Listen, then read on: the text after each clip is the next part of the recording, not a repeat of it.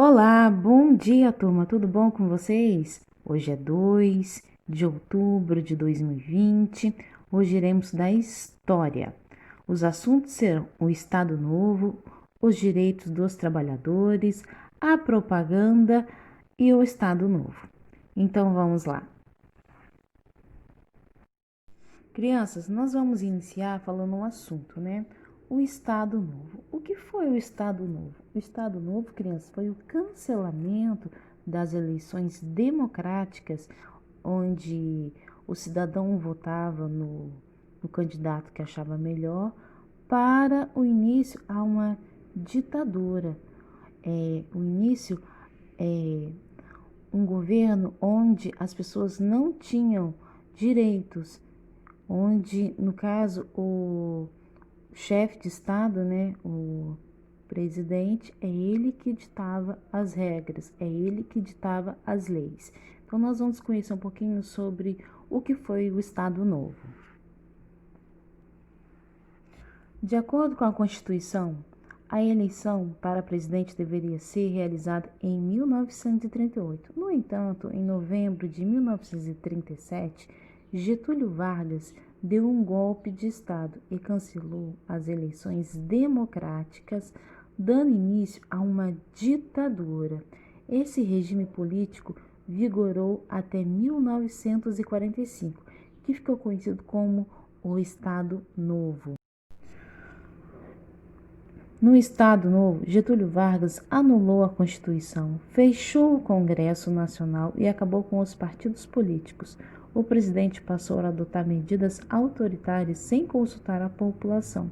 Nesse regime havia uma forte centralização do poder, ou seja, Getúlio Vargas tomava a maioria das decisões por conta própria, sem consultar outros políticos. Além disso, foi instaurada a censura, impedindo que fizessem críticas ao governo. Então, crianças, o que acontece? O Getúlio Vargas, né, ele comandava sozinho o nosso país e não podíamos falar nada. No caso, a população não podia se manifestar porque tinha censura. Aqui embaixo, crianças estão observando, né, que Getúlio Vargas anuncia pela rádio o início do Estado Novo, em 10 de novembro de 1937.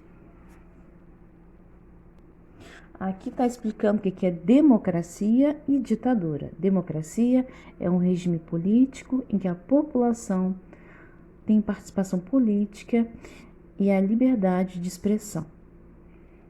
E já a ditadura é uma forma de governo caracterizada por medidas autoritárias que limitam a liberdade e a expressão de outros direitos aos cidadãos. Ou seja, é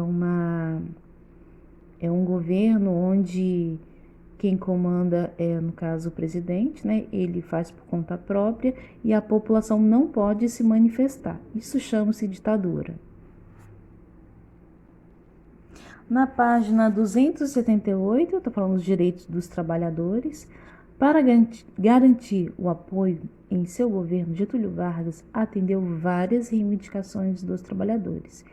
Este instituiu diversas medidas favoráveis a eles, como jornada de 8 horas diárias, férias remuneradas e salário mínimo, o que acontece até hoje, né, crianças?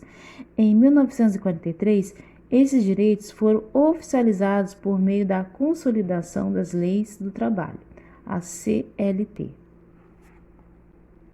Aqui, crianças, vocês podem observar que é uma carteira de trabalho, né? Quando um trabalhador ele, né, começa a trabalhar, ele é todo documentado e precisa dessa carteira para o início, né, do seu trabalho. Então, assim, todos nós temos, quando iniciamos a vida adulta, temos que trabalhar, nós temos essa carteira de trabalho.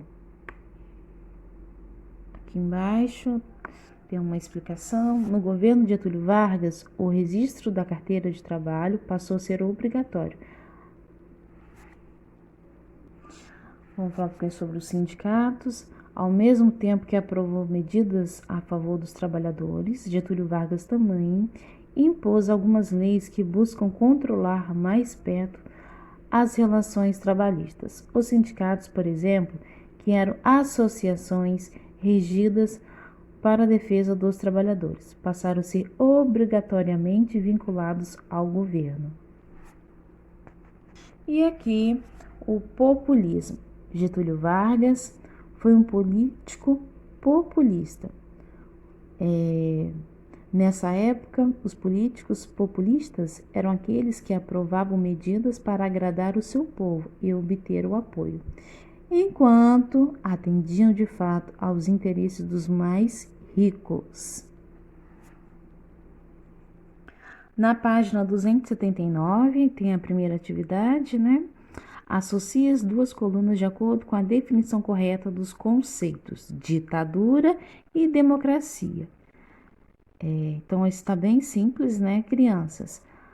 Um está dizendo que é regime político em que a população tem participação política e liberdade de expressão. E outro, forma do governo autoritário que não respeita os direitos e a liberdade aos cidadãos.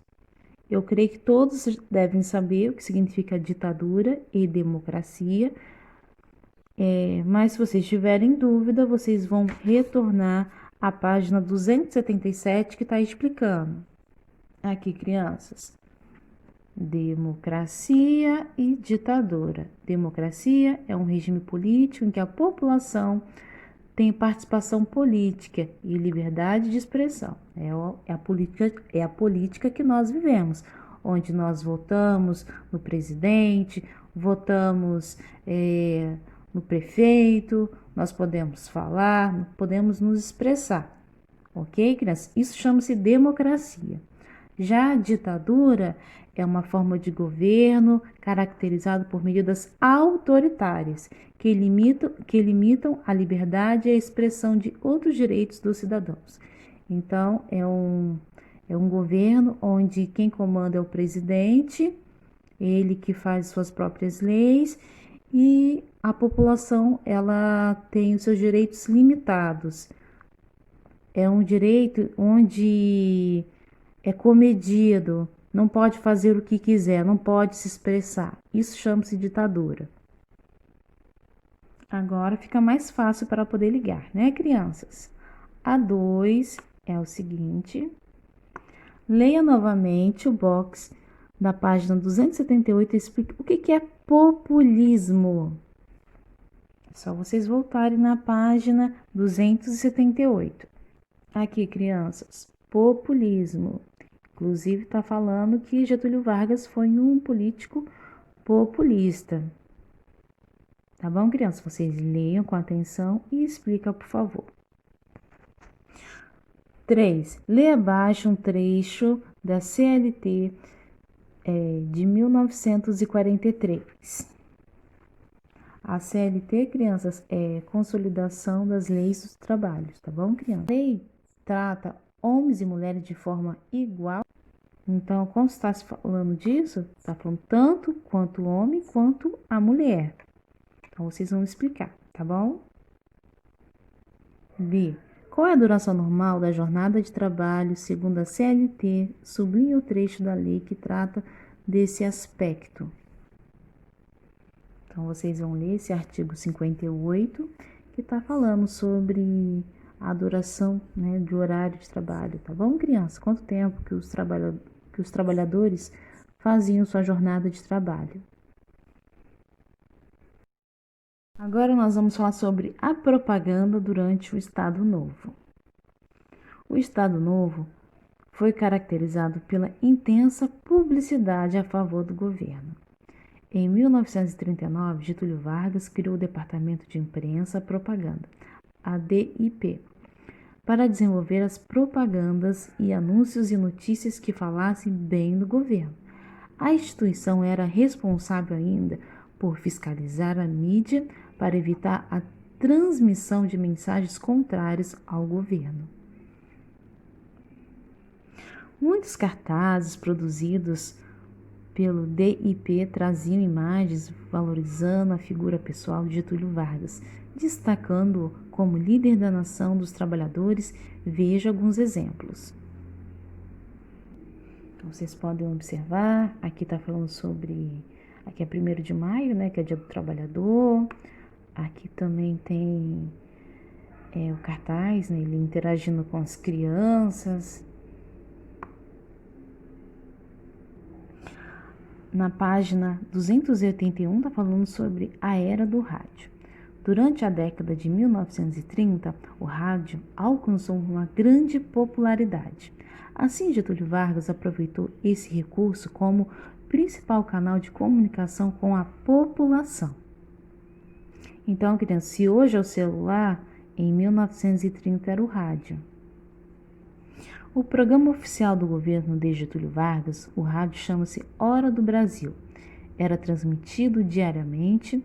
Nele eram divulgadas as principais informações sobre as ações do governo e era feita a propaganda política de Getúlio Vargas. Olha, crianças, a imagem da família, né, escutando rádio, escutando as propagandas. Bem interessante, né? Na página 282 está falando sobre o carnaval nas ruas e salões. O costume de festejar o carnaval já existia no Brasil desde o século XIX. No entanto, foi na década de 1930 que o governo de Getúlio Vargas passou a assumir a organização oficial desse evento popular, exercendo também o controle sobre a cultura do país. Os desfiles e concursos de rua passaram a ser programados pelo governo, que estipulava também o conteúdo das músicas para que valorizassem a imagem do país. A população mais rica, por outro lado, costumava festejar o carnaval em bailes realizados em clubes e salões particulares. Não é muito diferente do que acontece nos dias atuais, né, crianças? Esse é um desfile de carnaval da cidade do Rio de Janeiro em 1930. Na página 283, vocês vão fazer a seguinte atividade. Analise a fotografia abaixo. Então, é essa fotografia aqui. Desfile de comemoração do Dia do Trabalho na cidade do Rio de Janeiro em 1942. Crianças, na letra A é o seguinte. Quem é o político que aparece na imagem destacada? Quem é esse político, criança? De quem que nós estamos falando? Do governo autoritário.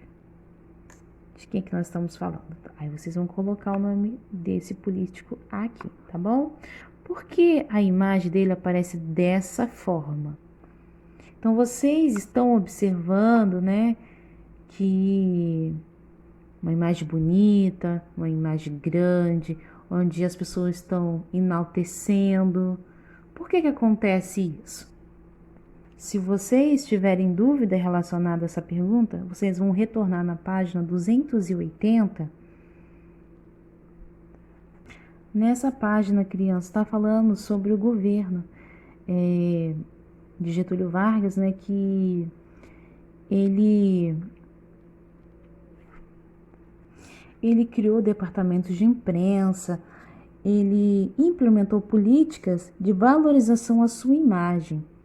Então, crianças, vocês podem observar na página 283, né, que vocês podem observar, tem os cartazes aqui do 1º de maio, onde as pessoas estão aqui, ó, ele é ligado diretamente à imagem do trabalhador, onde ele lutou pelos trabalhadores. Aqui também, como ele, né, tem uma boa comunicação com os jovens. Então, assim, ele valorizou muito essa questão da boa imagem, né, para a sua população. Então, crianças, vocês colocam. Se vocês tiverem dúvida, vocês retornem na página 280,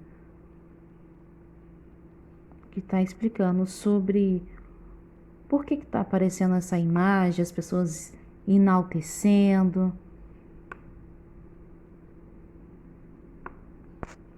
Três.